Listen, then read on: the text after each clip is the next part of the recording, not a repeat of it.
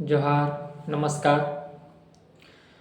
आज आपको मैं एक क्लिप दिखाऊंगा जिसमें जेएलकेएम के संगठन महामंत्री सूरज सिंह ने डुमरी के पूर्व शिक्षा मंत्री, झारखंड के पूर्व शिक्षा मंत्री टाइगर जगन्नाथ महतो के पुत्र राजू महतो की तारीफ करते हुए नजर आए और साथ ही उन्होंने पूरा डुमरी वासियों को तारीफ किया। तो मैं चलिए आपको इस वीडियो क्लिप के माध्यम से दिखा देता हूं कि डुमरी के वासी कितने शिक्षित हैं और माने अच्छे हैं। चलिए पहले आपको इस वीडियो क्लिप को समझिए, सूरज सिंह ने क्या बोला है। कहानी बताऊंगा डुमरी विधानसभा क्षेत्र की। डुमरी विधानसभा क्षेत्र एक ऐसा विधानसभा क्षेत्र जिसकी चर्चा आज पूरे झारखंड में होती है। चर्चा होने के दो प्रमुख कारण हैं। एक तो वहां से ट्रेंडिंग अभी वर्तमान के जो विधायक हैं वो ट्रेंडिंग विधायक हैं। दूसरा एक और कारण है, उनके जो विपक्ष के नेता हैं जो उनके साथ चुनाव लड़े थे वो भी ट्रेंडिंग है। मैं इसलिए ट्रेंडिंग कह रहा हूं दोनों साथियों को कि दोनों ही अपने आप में खास हैं।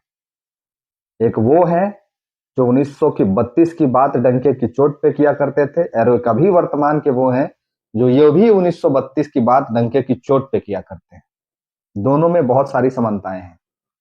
अभी जब जेएमएम का अधिवेशन चल रहा है रांची में, उसी दरमियान जब उनके जगन्नाथ बाबू के सुपुत्र आदरणीय राजू बाबू से एक प्रश्न पूछा गया, उस प्रश्न का जवाब जो उन्होंने दिया है, काफी गंभीरता पूर्वक उन्होंने प्रश्नों का जवाब दिया और ये उन्होंने स्पष्ट किया कि उनके अंदर भी अब परिपक्वता भरपूर मात्रा में आ रही है। वो जिस तरह से सवालों के जवाब दे रहे थे उससे साफ ये प्रतीत हो रहा था कि उनके अंदर भी अब पहले की अपेक्षा समझबूझ अधिक हो गई है। उनका तारीफ करते बनता है। उन्होंने जिस तरह से अपने प्रश्नों का जवाब दिया, ये वही राजू महतो हैं जो चुनाव के समय में जो भाषा बोलते थे, जिस बात की वो चर्चा करते थे, और अभी उनका जो स्टेटमेंट है काफी अच्छा है। काफी परिवर्तन देखने को मिला। तो डुमरी विधानसभा के जो दो नेता हैं, एक जगन्नाथ बाबू का परिवार और दूसरा अभी वर्तमान में हमारे पार्टी के केंद्रीय अध्यक्ष टाइगर जयराम महतो, ये दोनों जो लोग हैं वो ये प्रभाषित करते हैं पूरे झारखंड की राजनीतिक में कि हर विधानसभा में राजू महतो होना चाहिए और हर विधानसभा में जयराम महतो होना चाहिए। क्यों होना चाहिए कि एक तरफ जयराम महतो जो हैं वो अपने समर्थकों का, अपने से जितने लोग जुड़े हैं उन पीड़ितों का रोजाना जनता दरबार लगाते हैं। रोजाना मतलब कहने का मतलब है कि हर दूसरे दिन छोड़ के तीसरे दिन, और जनता दरबार तो उनका नित्य दिन लगता है। आप जो भी समस्या लेके आप किसी भी विधानसभा क्षेत्र से जाइए, उनके यहाँ जनता दरबार लगा हुआ होता है।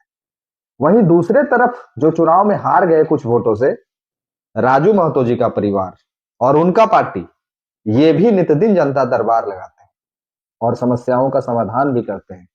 उनको भी 90,000 लगभग लोगों ने वोट किया था, तो वो भी अपने दायित्व को पूरी अच्छी तरह से निभा रहे हैं।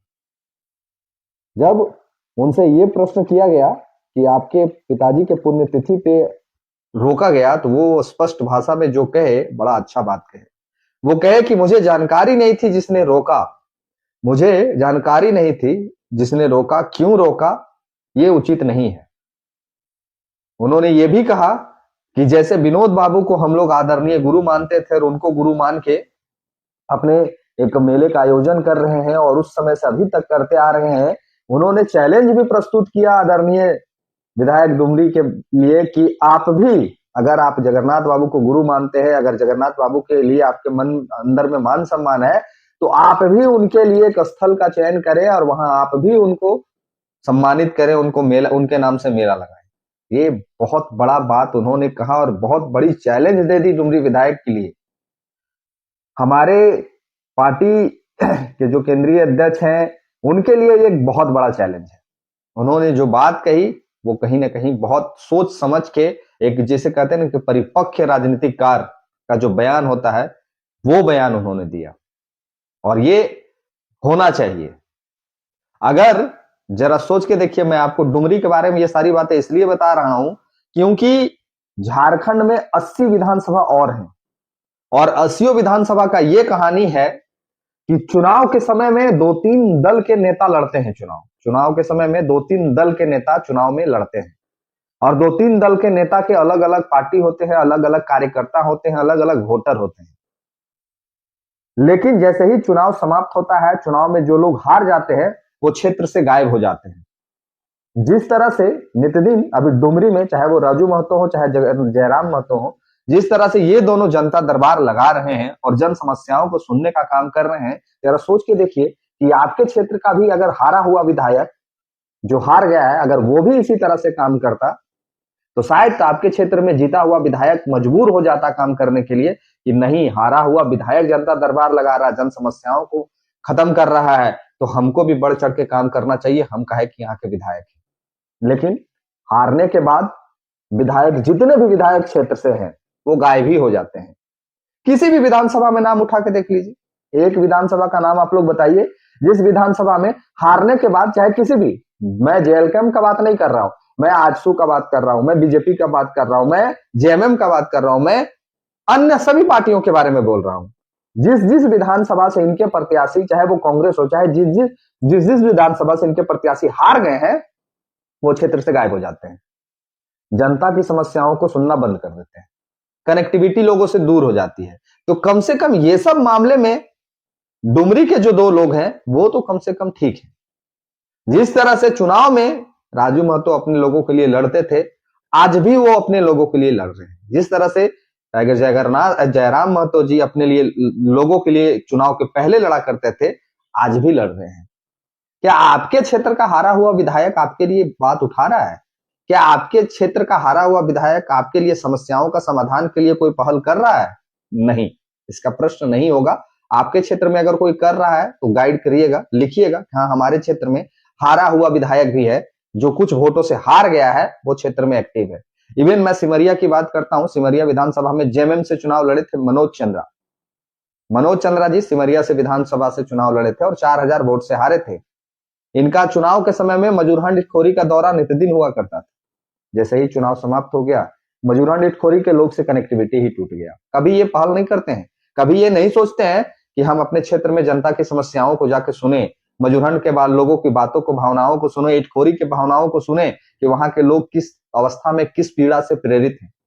क्या उनका राशन कार्ड नहीं बन रहा है? क्या आवासीय नहीं बन रहा है? क्या जाति नहीं बन रहा है? वो आवास नहीं मिल रहा है? क्या मोटेशन नहीं हो रहा है? रसीद नहीं कर रहा? तमाम जो समस्याएं हैं, जो समस्याएं डुमरी के 2 लोग सुन रहे हैं, वो किसी विधानसभा क्षेत्र के लोग नहीं सुन रहे हैं, किसी विधानसभा क्षेत्र के लोग नहीं सुन रहे। आपके विधानसभा के जो विधायक प्रत्याशी हारे हुए हैं या जीते हुए हैं, सुन रहे हैं क्या? क्या किसी और अन्य विधानसभा में आप देख रहे हैं क्या कि जनता दरबार टाइप का कोई चीज लग रहा है? नहीं, सिर्फ एक विधानसभा है, वो है डुमरी। डुमरी की जनता धन्य है, उन्होंने पूर्व में भी ऐसे ऐसे विधायकों को दिया झारखंड को, जो एक मिसाल रहे हैं। वर्तमान में भी एक ऐसे विधायक को वहां के जनता ने चुना जो मिसाल है, और उम्मीद करते हैं कि आगे भी वहां की जनता जिसको चुन के सदन भेजेगी, वो मिसाल कायम करेगा। तो डुमरी की जनता कितनी समझदार है और हम और आप कितना बड़ा बुर्बक हैं, ये हमको और आपको सोचने की जरूरत है। हम चुनाव के समय में कहते हैं कि हम बीजेपी के कार्यकर्ता, हम आजसू के, हम जेएमएम के, हम कांग्रेस के, लेकिन चुनाव के बाद हम लोग आपस में तो मिल जाते हैं, लेकिन ये नेता लोग कभी हमारा और आपका हालचाल लेने नहीं आते हैं, कभी ये पूछने नहीं आते हैं कि आपकी क्या दर्द है, आपकी क्या समस्या है। कभी ये लोग पहल नहीं करते हैं कि जन समस्या को, जिस तरह से ये लोग चुनाव के समय घर घर घूर के वादा करते हैं कि आपकी समस्या का समाधान करेंगे, लेकिन ये लोग 2-4 हजार वोट से हार जाते हैं, और इनके साथ जो लोग रहते हैं वो हमेशा 5 वर्षों तक वंचित रहते हैं तमाम सुविधाओं से। ये इनका दायित्व बनता है कि आप सरकार में हैं और उन समस्याओं का समाधान आप सरकार से करवाइए, अगर ये क्षेत्र के विधायक नहीं कर रहे हैं तो, जैसे डुमरी के राजू महतो कर रहे हैं। तो डुमरी के राजू महतो भी तारीफ के काबिल हैं। आप क्या सोचते हैं मैं नहीं जानता, लेकिन वहां के 2 नाम, टाइगर जयराम महतो और एक नाम राजू महतो, ये दोनों झारखंड के लिए मिसाल पेश कर रहे हैं। ये लोग अपने अपने लोगों के लिए, अपने अपने क्षेत्र के समस्याओं के लिए तत्पर हैं, चाहे वो किसी भी मुद्दे पे बात करनी हो। तो ये सीख सभी विधायकों को और सभी हारे हुए विधायकों को भी दोनों लोग से लेनी चाहिए। दोनों प्रेरणा स्रोत हैं। बाकी आप अपना भी राय लिखिए कमेंट बॉक्स में, आपको क्या लगता है, क्या मैंने जो कहा वो सही है, या फिर अपना राय आप लिख सकते हैं। बाकी वीडियो ठीक लगे तो शेयर कर दीजिए, चैनल को सब्सक्राइब जरूर कर लीजिएगा। मिलते हैं अगले वीडियो में। इस वीडियो में इतना ही। धन्यवाद, जोहार, प्रणाम।